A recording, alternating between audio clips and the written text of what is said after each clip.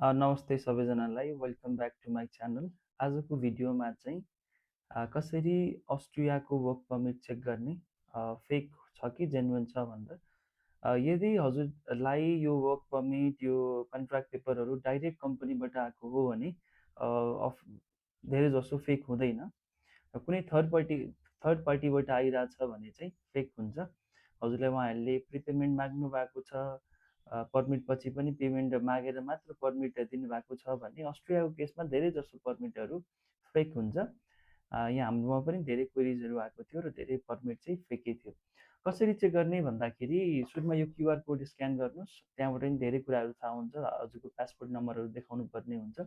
त्यो देखाइरहेको छैन भने अरू पनि तपाईँको यो हाम्रो यस्तो डिटेल्सहरू हुन्छ, यो सबै चेक गर्नु होला। यसमा थुप्रै एरर्सहरू छ, पेज नम्बरमा एरर छ होइन, थुप्रै एररहरू छ। हजुरले आफूले मजाले टाइम जोनमा पनि एरर छ, थुप्रै एरर छ। हजुरले मजाले आफूले चेक गर्न सक्नुहुन्छ। र हामीले यदि त्यो होटेलको आफ्नै इमिग्रेन्ट लयर हुनुहुन्छ भने तपाईँको धेरै जसो त्यो पर्मिट फेक हुँदैन। र लयर हुनुहुन्न भने चाहिँ हजुरले एम्बेसीलाई मेल गरेर यसरी मेल गरेर चाहिँ सोध्न सक्नुहुन्छ। फेक हो भने तपाईँको उहाँले मेलमै फेक हो भनेर आउँछ, जेन्युन हो भने जेन्युन भनेर रिप्लाई आउँछ।